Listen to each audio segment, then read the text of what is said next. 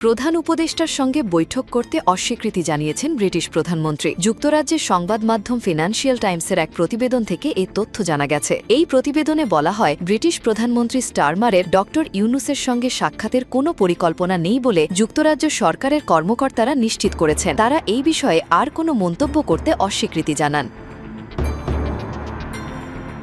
ড ইউনুস বর্তমানে যুক্তরাজ্য সফরে রয়েছেন, যেখানে তিনি সাবেক প্রধানমন্ত্রী শেখ হাসিনার শাসনামলে পাচার হওয়া বিলিয়ন বিলিয়ন ডলার পুনরুদ্ধারের জন্য সমর্থন চাইছেন। ব্রিটিশ সংবাদ মাধ্যমকে ড ইউনুস বলেছেন, যুক্তরাজ্যের উচিত নৈতিকভাবে অন্তর্বর্তী সরকারকে আওয়ামী লীগ নেতৃত্বাধীন সরকারের সময়ে চুরি হওয়া অর্থ খুঁজে বের করতে সাহায্য করা। এই বেশিরভাগই বর্তমানে যুক্তরাজ্যে রয়েছে বলে অভিযোগ করেছেন তিনি। ব্রিটিশ প্রধানমন্ত্রী কিয়ার স্টারমার এখনও তার সঙ্গে সাক্ষাতে সম্মত হননি জানিয়ে ইউনুস বলেন, আমার সঙ্গে তার সরাসরি কোনো কথা হয়নি, তবে বাংলাদেশের প্রচেষ্টাকে ব্রিটিশ প্রধানমন্ত্রী সমর্থন করবেন এই বিষয়ে তার কোনো সন্দেহ নেই বলেও মন্তব্য করেছেন প্রধান উপদেষ্টা।